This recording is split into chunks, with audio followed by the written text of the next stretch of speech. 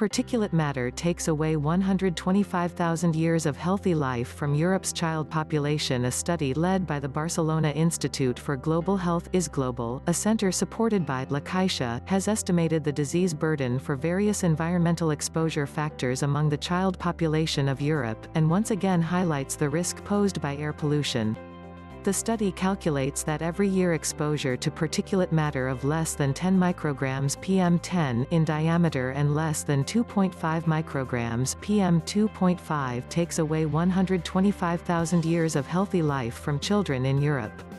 This analysis, published in the International Journal of Environmental Research and Public Health, assessed the burden of disease for the child population of the 28 countries in the European Union for 7 environmental risk factors: air pollution, PM10, PM2.5 and ozone, passive tobacco smoke, humidity, lead and formaldehyde.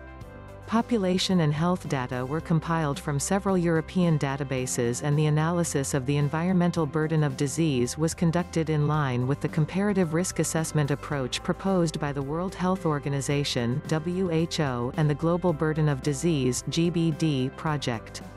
The researchers calculated disability-adjusted life years, DALYs, a measure of overall burden of disease expressed as the number of years of healthy life lost to illness, disability or premature death.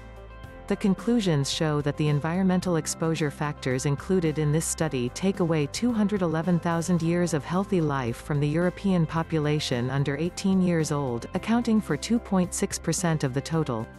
Air pollution, PM10, PM2.5 and ozone, was the most harmful exposure, causing up to 70% of the years of healthy life lost, followed by passive tobacco smoking at 20%. The environmental factors included in the study were chosen according to various criteria. They are the exposures for which the most data exist at national level and also those for which there is evidence of a causal relationship with effects on health, among others, states David Rojas, the lead author of the study.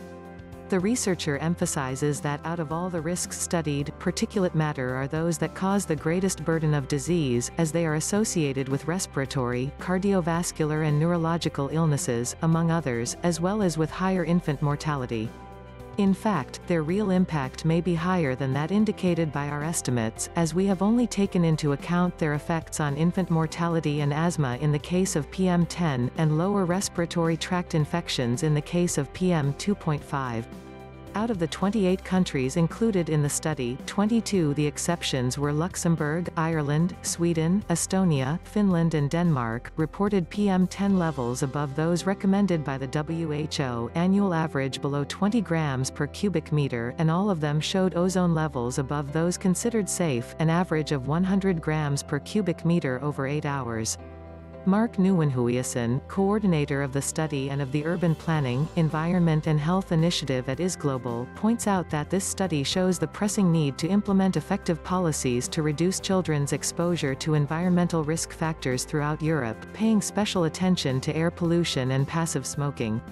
The researcher also points out that common European databases need to be created to compile and harmonize exposure data for environmental risk factors, especially in childhood, as well as conducting epidemiological studies of multiple environmental risk factors.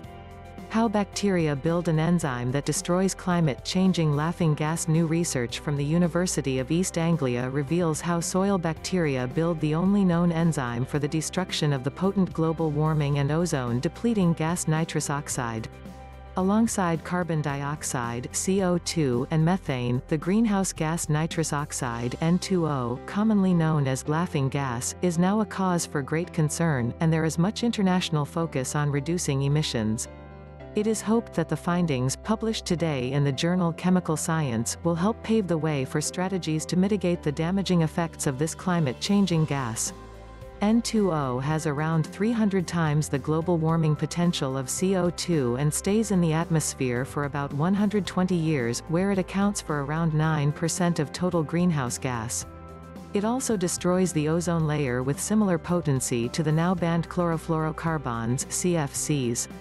Atmospheric levels of N2O are rising year on year as microorganisms break down synthetic nitrogen fertilizers which are added to agricultural soil, to satisfy the food supply demands of an ever-increasing global population.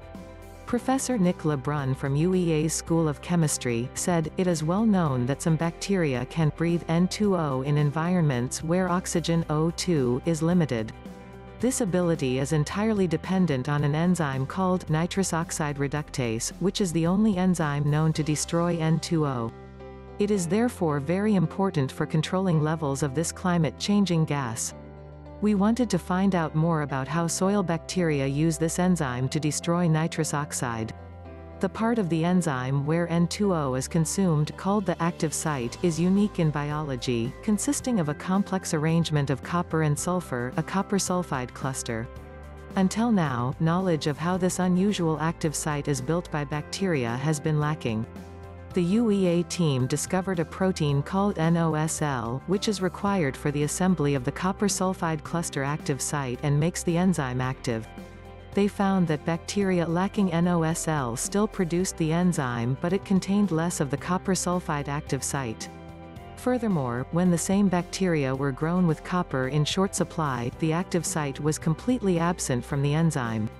The team also showed that NOSL is a copper-binding protein, indicating that it functions directly in supplying copper for the assembly of the copper sulfide cluster active site.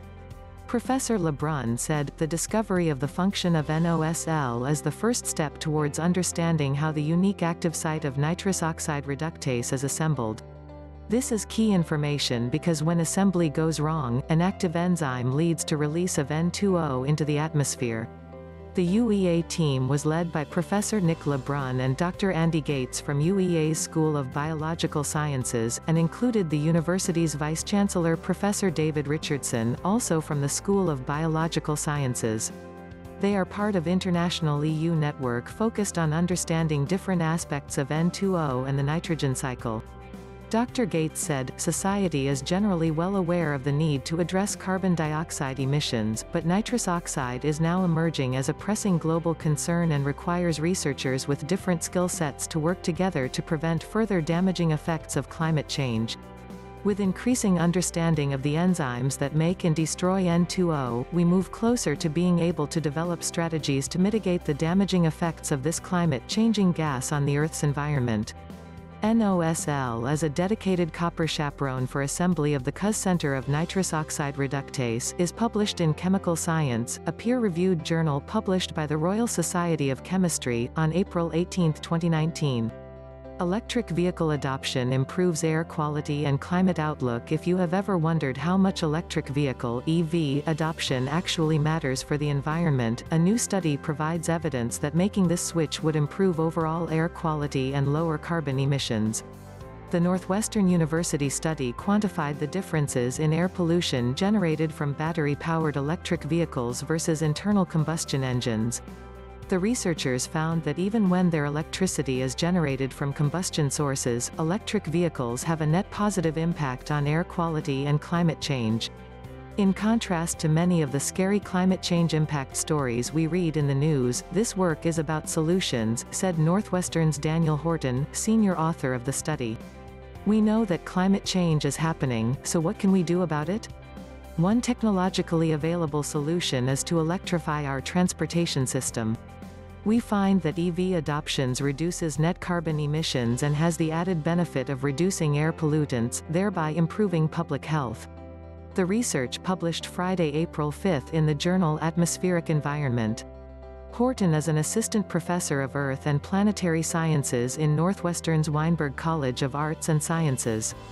Jordan Schnell, a postdoctoral research fellow with the UBAN Program for Climate and Carbon Science in the Institute for Sustainability and Energy at Northwestern, was the paper's first author.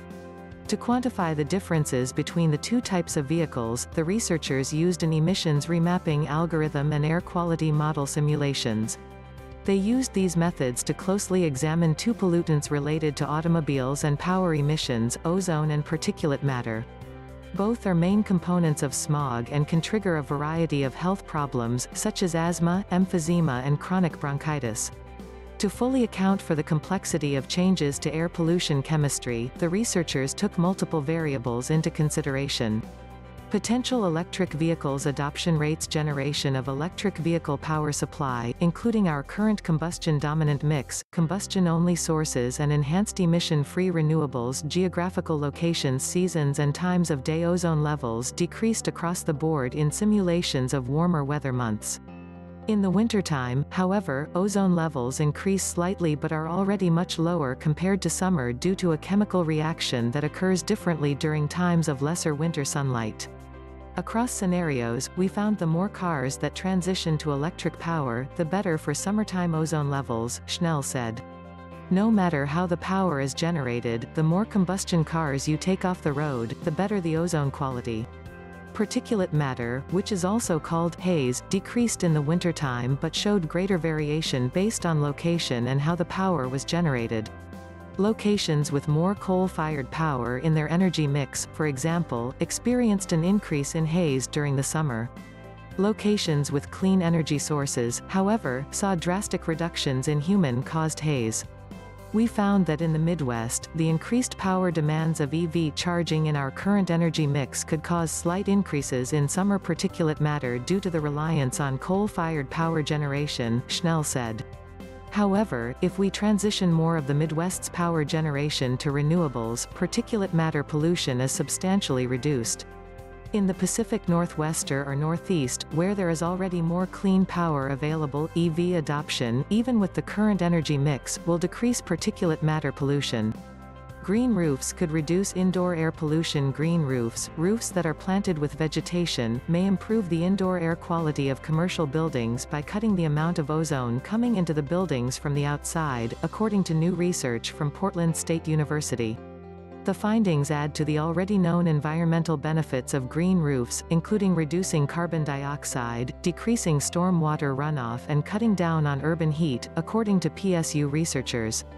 The researchers from PSU's Departments of Mechanical and Materials Engineering, Biology and the university's Honors College, set up measuring devices on the roof of a big box retail store in North Portland that was split between a green roof and a more conventional white membrane roof. They measured the air coming into the building from outdoor intake vents, and found that the air coming in from the green roof area had modestly lower ozone levels than the air coming in from the unplanted area. They found that the vegetation trapped and filtered the ozone in the outdoor air. The trapping effect is a process known as dry deposition, in which airborne particles collect or deposit themselves on solid surfaces. It's a natural process that is key to removing pollutants from the atmosphere. The study was conducted over a 2-day period. The authors said the findings warrant a longer-term study, one that could include measuring other pollutants as well as ozone.